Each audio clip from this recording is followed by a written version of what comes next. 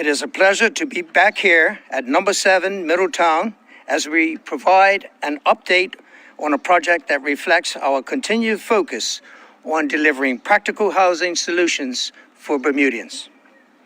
When we stood here several months ago, the site represented potential. Today, it represents progress and delivery. Brown House, together with Evans Cottage next door, forms an important part of the Bermuda Housing Corporation's residential building program. The focus of this phase has been the full refurbishment of 4 two-bedroom, 1-bathroom units, and I am pleased to report that the work is now substantially complete. These are not minor upgrades. These are fully modernized homes that are ready to support individuals and families in need of a safe, functional, and affordable housing. This project began with an architectural planning and design in January 2025, followed by the permitting process and initial demolition works.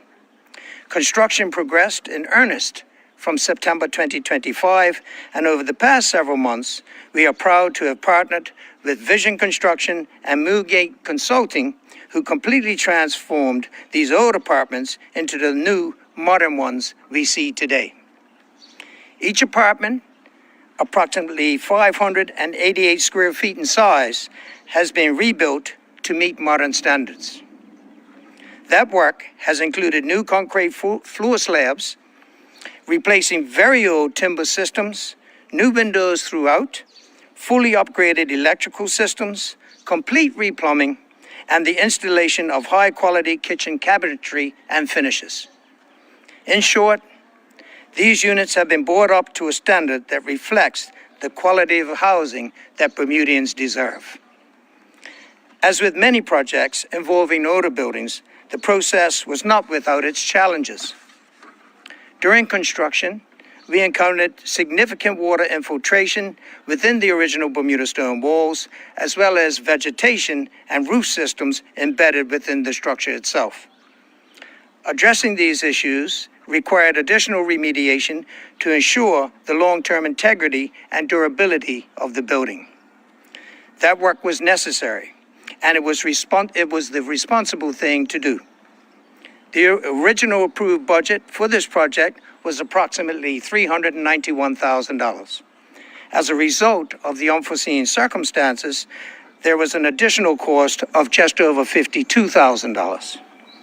While no project welcomes overruns, the investment ensures that these homes are not only completed, but completed properly, with longevity and resilience in mind. What matters most is the outcome. 4 fully renovated units are now ready to be returned to Bermuda Housing Corporation's housing stock, directly contributing to increasing the availability of quality, affordable homes. This project is one part of a broader effort. Across the island, the residential building program continues to deliver new and refurbished units, with more than 60 homes being added through a combination of developments and renovations. At the same time, the modular housing pilot is progressing, providing faster, more flexible housing solutions while we continue to advance longer-term developments. We are also addressing housing from multiple angles through refurbishment programs, new construction, and the development of a long-term affordable housing strategy. Because there is no single solution to Bermuda's housing challenges, it requires sustained, coordinated action. But projects like this matter. They may be modest in scale, but they deliver real results for our people. They restore existing housing stock, improve living conditions, and make better use of the assets that we already have. Before concluding my remarks, I would like to thank once again the Chairman, Mr. Christopher Famous, JPMP, BHC Board of Directors, some of who are here today, for setting very carefully the organization's strategic direction. I'd also like to thank once again the CEO and General Manager, Mr. Paul Martin, for his unwavering commitment to produce housing in the country. I must also single out BHC's Assistant Project Manager, Mr. E. Blake Lambert. Blake, we love you. Thank you. Blake has done exceptional work in overseeing this project. We are privileged to have his knowledge and his expertise of the industry to bring about the quality of work we witness here today. Your work in helping us to deliver meaningful changes in our communities. Ultimately, housing is about more than buildings. It's about stability, dignity, and opportunity. And today's update is a clear example of our commitment to delivering all three. Thank you. Thank you, Minister. At this time, we want to welcome our second. Good afternoon. You said the work here is substantially complete. Can you say when you might be able to get the first people actually moved in? How quickly? June 1st. June 1st. June 1st. And can you update on other projects similar? I mean, there's the work going on in St. David's, for example. When can we actually see more units on the market? Well, as you will know from some of my past press conferences, that's the battery I think you're referring to, and that we're hoping everything goes well without too many hiccups. That'll be August, September this year. Now, you've also mentioned moving forward with the modular housing project in Bose Island. Obviously, the residents have been still a bit resistant to the project. Can you say how you plan to win them over and how you plan to move that project forward? That's a pretty good question. I had a meeting with the area MP last night. We are going to meet again. As you will know, I met with the residents a couple of months ago. I will be meeting with them again at the end of this month.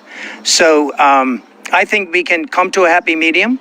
Let me state for the record, I'm from Bose Island. I used to live in government homes. So that's my old stomping ground.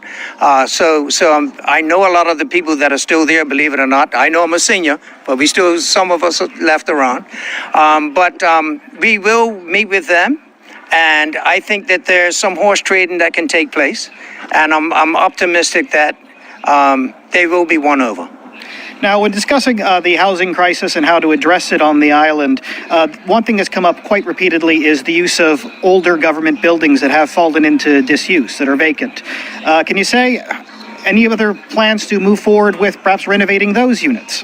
Well, you will know that some of those government buildings do not fall under my remit, that's Public Works, but I do know that there is an active investigation and assessment being done so that they can join in with the program. And I'm hoping that some of our private sector families join in too.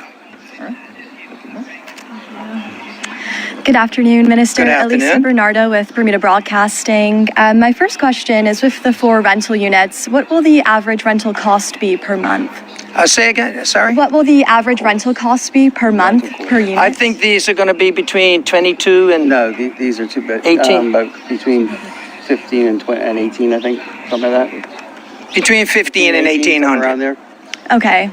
And with the BHC's waiting list for housing, where does that currently stand? Does a figure come to mind? It's just over 400. Okay. And what is the demographic of that list? Is it mostly seniors or single persons? It is mostly seniors. But you will know that with the announcement this week of the 10-year strategy.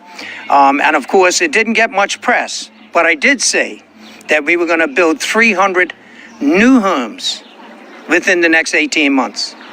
And once we get those completed, you'll see that list slowly dwindle. Our hope is to build as many homes as quickly as we can because we know that there's a dire need. Mm-hmm.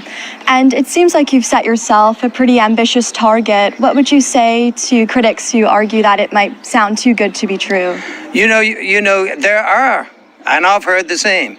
All I'm saying is watch this space. We have a very formidable team. We have a very aggressive team. Assertive. Because I've been called aggressive, and I said, look, they said, look, Minister, please say assertive. But no, we do have an aggressive timetable with a very assertive team. And we will achieve the goals that we set. Understood. And just touching on the affordable housing strategy, if a young Bermudian couple, let's say, with average jobs, asked when they could realistically expect to afford a stable home under the strategy, what would you tell them? When you say affordable, are you talking about to rent or buy? Buy. Well, that's good because we're going to do both, right? We will produce homes where you have our young professionals and our children returning from college that don't want to stay at mom and daddy anymore. We've seen a lot more of that. That's why we're finding that we have a housing problem, is that younger people are not staying with parents as long as they used to. So I would say to them that, listen, we hear you, we know the stats, and that's why we're going to be so aggressive and assertive with our program, because we want to not only take care of them, but we want to take care of our seniors. But getting back to your question, our goal is going to be twofold. At the moment, we have people that are in dire need. So we need to build homes, many homes, quickly. Whilst that is taking place, we're going to start the next phase, which is going to be looking at affordable homes for our people to buy at an affordable price that they can handle. And just lastly, circling back to the Bose Island capsule project, I guess there could still be a possibility that the appeal does get turned down. If that does happen to be the case, what will happen to those capsule units that have already been purchased, as I understand? Man, my phone's been ringing off the hook. Everybody wants to buy them. Alrighty, thank you. Okay. Okay, thank you. There are no further questions, so that concludes this press conference. I'd like to thank everybody for joining us, and have a great day. Thank you, Michael. Bermuda Live on YouTube. Subscribe now.